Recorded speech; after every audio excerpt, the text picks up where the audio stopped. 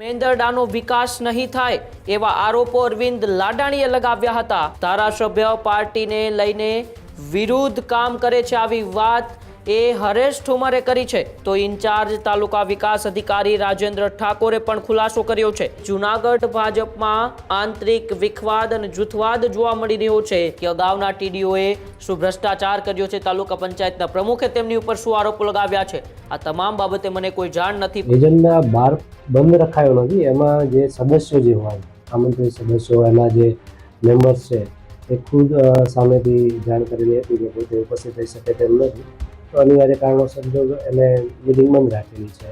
તદ્દન પાયાવિહોણા છે।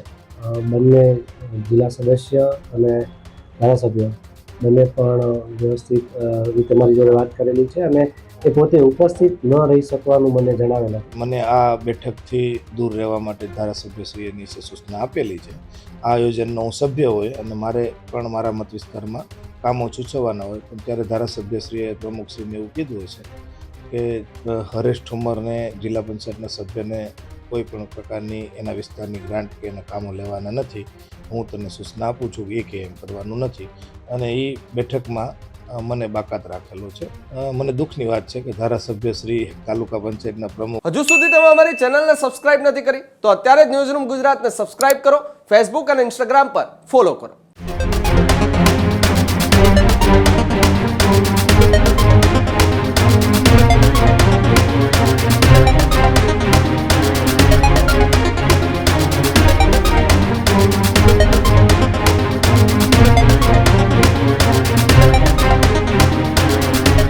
મેંદરડા તાલુકા પંચાયતના પ્રમુખના રાજીનામા બાદ હવે જૂનાગઢની રાજનીતિમાં ભારે ગરમાવો જોવા મળી રહ્યો છે। ત્યારે હવે મેંદરડાનો વિકાસ નહીં થાય એવા આરોપો અરવિંદ લાડાણીએ લગાવ્યા હતા।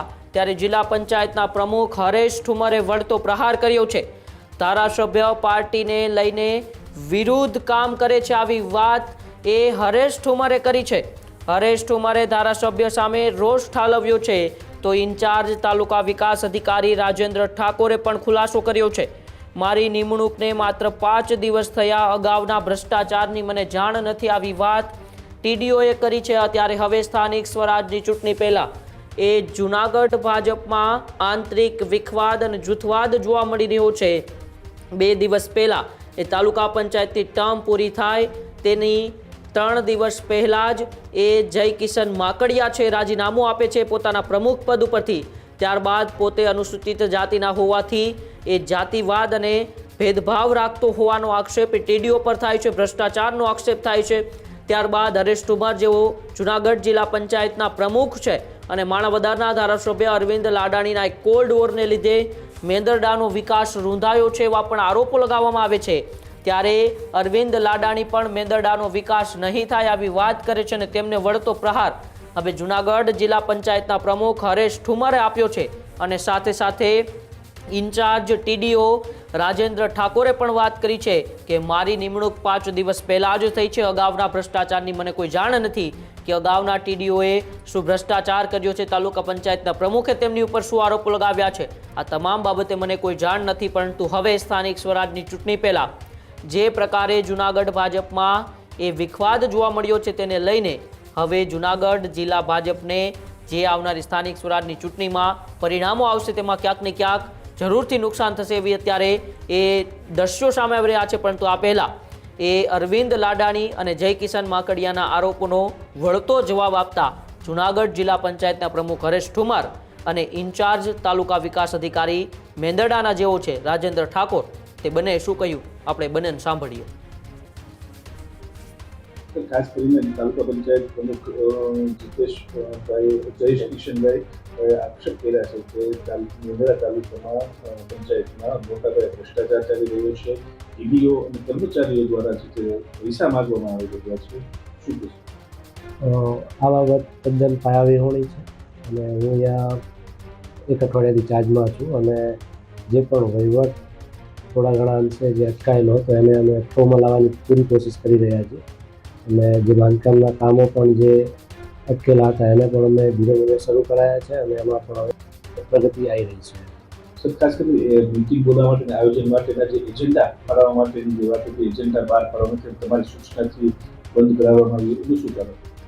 નહીં, એજન્ડા બહાર બંધ રખાયો નથી. એમાં જે સદસ્યો જે હોય, આમંત્રિત સદસ્યો, એના જે મેમ્બર્સ છે એ ખુદ સામેથી જાણ કરેલી હતી કે પોતે ઉપસ્થિત થઈ શકે તેમ નથી.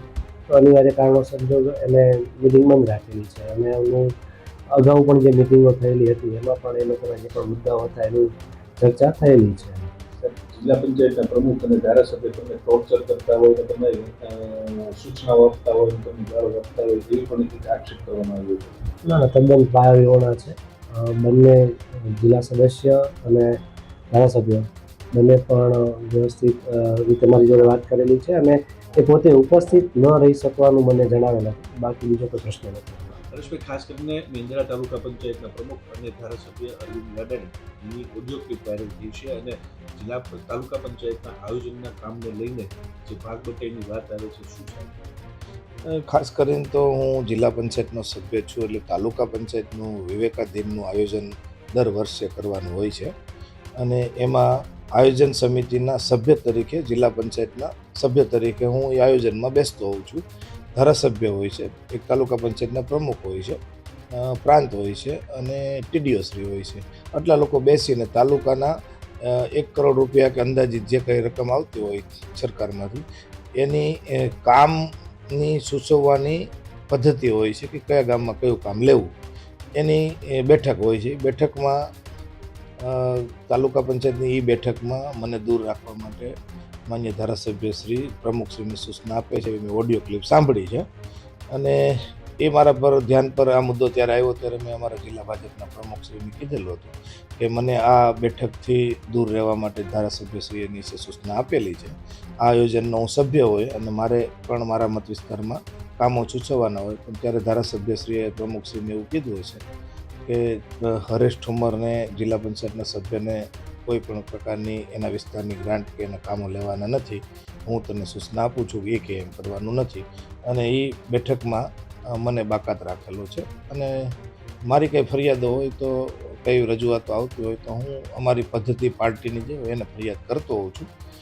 મને દુઃખની વાત છે કે ધારાસભ્ય શ્રી તાલુકા પંચાયતના પ્રમુખને, એક આગેવાનને દૂર રાખવાનો, એને નહીં પૂછવાનું, એને ક્યાંય ગણવાના નહીં, એને પૂરા કરી દેવાના, આવી વાતો ઓડિયો ક્લિપમાં કરતા હોય તો એ વાત દુઃખની વાત છે.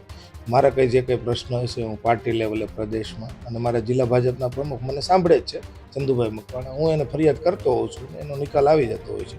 પણ એ આયોજનમાંથી મને કોઈ ગ્રાન્ટ આપવામાં આવતી નથી.